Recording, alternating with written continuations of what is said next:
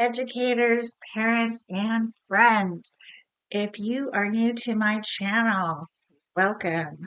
I am Dr. Blissful, and I am here to give parents and educators and anyone else some tips and tricks on elementary education and build those foundational skills and the love of reading for your kiddos. I am also the author of the book Breaking Free of Bullying, where I provide strategies to keep your kiddos and you safe, happy, and emotionally healthy. If you are a returning guest, Shaka, and how's it today? Today I am feeling blissfully excited.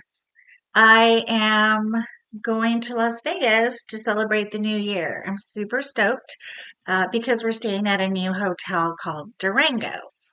Uh, I go to Vegas a lot, 6 times a year, so it's kind of become a little mundane. Hate to say that because I've seen it all. So I don't want to say it's boring because it's never boring, but it kind of loses its luster. So I'm staying at Durango. I actually got comped, which is the only reason we're going.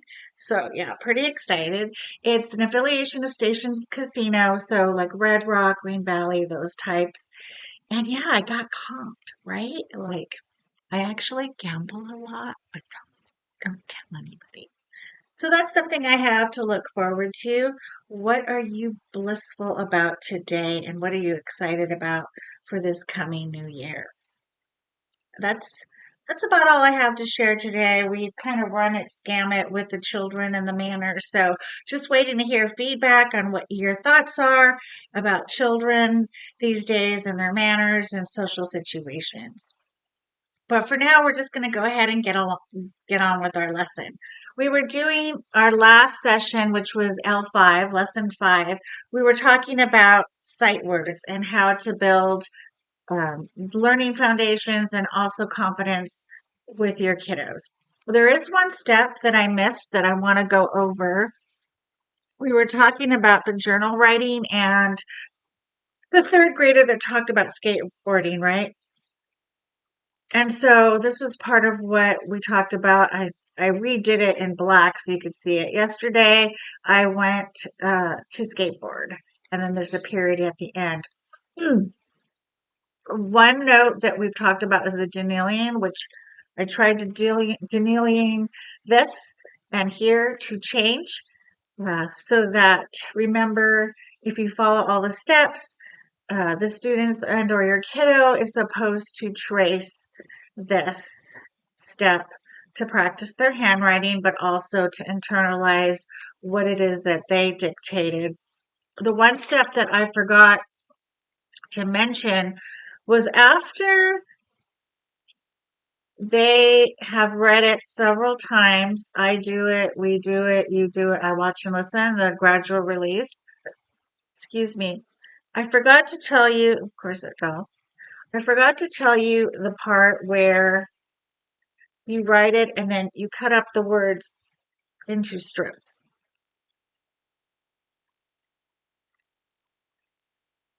This is after they've traced your writing.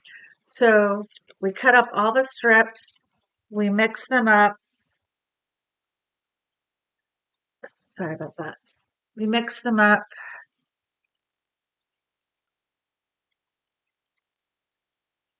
Okay, this is the next level.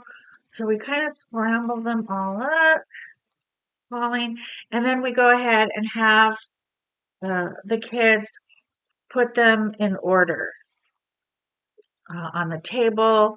You could tape them just to practice. I to skateboard. I went to skateboard. Sometimes they might put I went to skateboard and then they'll like realize, oh, what is this? Well, what's this word? Another opportunity to review. Where does this go? So they kind of have to figure it out. The other reason for putting capital letters when we're doing sight words on the cards, on the flashcards, and on the strips is that a lot of the times you'll have the in a capitalized letter because it's the beginning of a sentence. And sometimes they'll have the in the middle, which is lowercase. And oddly enough, many kids will go ahead and put the lowercase the at the beginning of the sentence. And it's a real great opportunity to learn because you can say, okay, what's wrong with this the and this the? Like what needs to be here? The capital letter. Okay, so where is it? So again, we're just building that foundational skill that every sentence needs to begin with a capital letter. It's also a formative way to assess where they're at. So if they don't automatically catch that that capital T should be at the beginning of the sentence and they put it somewhere else in their frame, you know that they need a little bit more review on that. So once they do this on the table or the floor or wherever they like, they're going to go ahead and glue it to their notebook. And again, if they get stuck, they have their little cheat sheet that we talked about before. So if they get frustrated, they can just look and observe and feel confident in knowing that they've done that. Our next lesson continues the sight word reading, and it's just reading, reading the room, reading the wall, labeling, whatever you want to call it. And I've made some flashcards, and you're going to have two stacks. You're going to have two of each word in each stack. And I caught myself. So, for example, we have refrigerator and refrigerator. So you're gonna go around the house and you're gonna say, "What's this?" It's a refrigerator. You're gonna write it. Now, I had television, and you'll notice I caught myself the way I wrote television, which is the old script way. Forgot what it's Zahner Blaser, something like that. This is how I've done for 20 years. Now we're moving towards the Danielian, which is more of a lending to cursive. So even teachers make mistakes and we have to move forward, right? What is best going to help our students? Are we going to stay stuck in, the 60s and do it old style and kind of dig our heels and be controlling? Or are we going to evolve and say, this is what's best for our students today? Different world, right? 60s, 80s, early 2000s, and now we're in the 2020s. So I did catch myself. So this is a pretty simple task. You're going to go around the house. You're going to ask your kiddos, what is this? It's a refrigerator. You're going to tape that, or you could buy this stuff. You guys kind of aging myself. We had that silly putty that kind of stuck. But now I think they have it. They might have it at Dollar Tree. It's called sticky tack, and you just kind of pull it off, and it's like gum, and you put it, and you just stick it there, and it's really nice because it doesn't wreck the wall. Okay, or you could just do it old school, and just tape it up. But sometimes that leaves a mark. So yeah, we're just gonna go around, and we're gonna label the bathroom. We've got door. We've got wall, we've got the floor, we've got television in the old script, we've got a light switch, and table. Obviously, there's tons of things that you can do. So the first task, you're just going to go around, you're going to tape it, sticky tack it, however the kids like doing that, and then they're going to have their separate stack. Okay. And we're going to review. Okay, what are the things that we labeled today? I wouldn't pass 10. Tell them they can pick 10 words, 5 to 10 words. Again, we're going back to giving them the option. How many words would you like to do today? Would you like to do 5?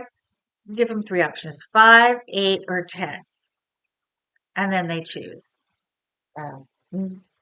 Never give them an open-ended option. Well, how many do you want to do? Because they'll say like 100 or they'll say 0. So always give them choices, options. Do you want to do 5? Do you want to do 8? Do you want to do 10? Depending on what your time frame is. So they'll go around, they'll label, we'll stick it up, and now you have the second set, which is the same. You're going to put them on 2 cards. Let's see if they remember refrigerator. And if they don't, okay, go find it. You can even make it a game if you have 2 kids. Okay, see who can find these the fastest and stick it on where it is. You could put their name on the back and see who wins. If you only have one child, it's always fun to time it. So, okay, go and find all the words and read what they say and then have them stick up. Okay, now this time I'm going to time you to see how. So they run around, they grab the cards, then they come and they read them. And if they get it right, they get a stamp and then you time. Okay, you did it in 1 minute and 30 seconds. Okay, we're going to try to beat your score. Okay, this time go faster. So it's an activity that's interactive. It gets them moving around, especially if there's some competition involved. It's a really fun activity. Make sure, they're safe while running around. I mean, your parents, how it is. But in the classroom too, it's pretty fun to have teams and see how many they can get right. Have them put them in alphabetical order if you're in a class. Just make it fun, make it light, and they're still learning, right? Okay, well, that is a quick little lesson that you can do on winter break when you're pulling out your hair. And I hope you have a wonderful day full of excitement, and we will see you in the next section. Shaka.